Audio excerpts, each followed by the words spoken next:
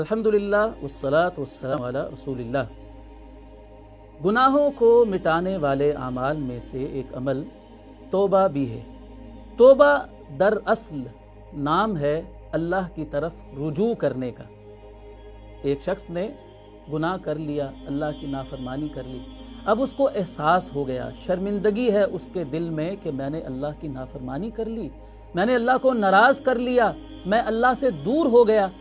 तो इस एहसास को, इस शर्मिंदगी को लेकर वो अल्लाह ताला से अपने गुनाह की माफ़ी मांगता है और अल्लाह की तरफ रुजू करता है, अल्लाह की तरफ पलट आता है।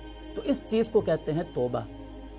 इस्तिग़फ़ार और तौबा ये थोड़ी सी मुख्तलिफ चीज़ें हैं। इस्तिग़फ़ार का ताल्लुक़ माजी के गुनाहों को मिटाने के साथ है और तौबा में माजी के गुनाहों को माफ़ कराने की दरख्वास्त भी अल्लाह के हुजूर शामिल है और इसके साथ साथ आइंदा के लिए ये अज़म और इरादा भी शामिल है तौबा में कि आइंदा वो ये गुनाह नहीं करेगा। इसीलिए अल्लाह रब्बुल इज़्ज़त ने जो कुरान मजीद में ईमान वालों को मुखातब करके हुक्म दिया है कि या अय्युहल्लज़ीना आमनू तूबू इलल्लाहि तौबतन नसूहा, ए ईमान वालो तुम अल्लाह की जनाब में खालिस तौबा करो।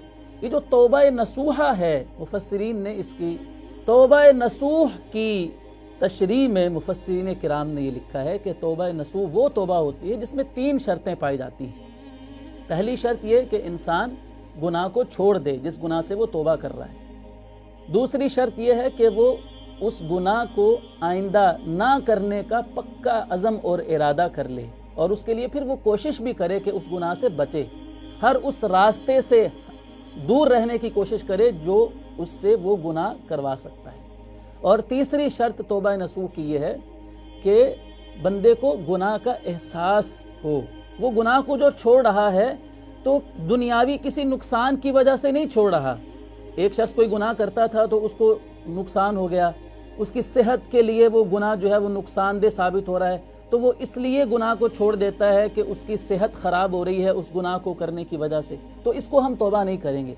तौबा उस अमल को हम कहेंगे कि एक शख्स गुनाह करता था, अब उस गुनाह को वो अल्लाह के डर की वजह से छोड़ रहा है, तो वो तौबा जो है वो तौबा नसूह कहलाएगी। तो तौबा करने से ना सिर्फ ये कि अल्लाह ताला बंदे के गुनाह माफ़ फरमा देता है, बल्कि अल्लाह ताला उस बंदे से बड़ा खुश भी होता है।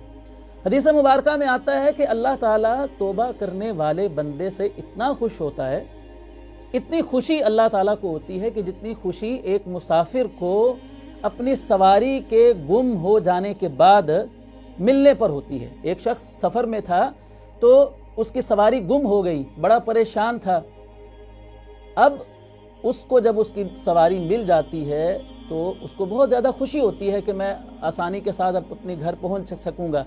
तो जितनी खुशी इस मुसाफिर को अपनी सवारी के मिलने पर होती है, अल्लाह ताला को उस बंदे से इससे भी ज़्यादा खुशी होती है जो गुनाहों के बाद तौबा करके अल्लाह की तरफ रुजू कर लेता है। और याद रखिए कि तौबा करने से अल्लाह ताला सिर्फ बंदे के गुनाह माफ़ ही नहीं फरमाता है, बल्कि वो तो उसके ख़जाने तो इतने वसी हैं कि वो अपने बंदे की सच्ची तौबा पर बंदे के गुनाहों को नेकियों के अंदर भी तब्दील फरमा देता है। कुरान मजीद में अल्लाह ताला ने चंद गुनाहों का जिक्र करने के बाद इरशाद फरमाया, इल्ला मन ताबा व आमना व आमिला अमलन सालिहा फउलाइका युबद्दिलुल्लाहु सय्यिआतिहिम हसना, कि जो शख्स इन गुनाहों का इर्तिकाब करने के बाद तौबा कर लेता है, पुख्ता ईमान ले आता है और नेक अमल करना शुरू कर देता है, तो अल्लाह ताला ऐसे लोगों के गुनाहों को नेकियों के अंदर तब्दील कर देता है।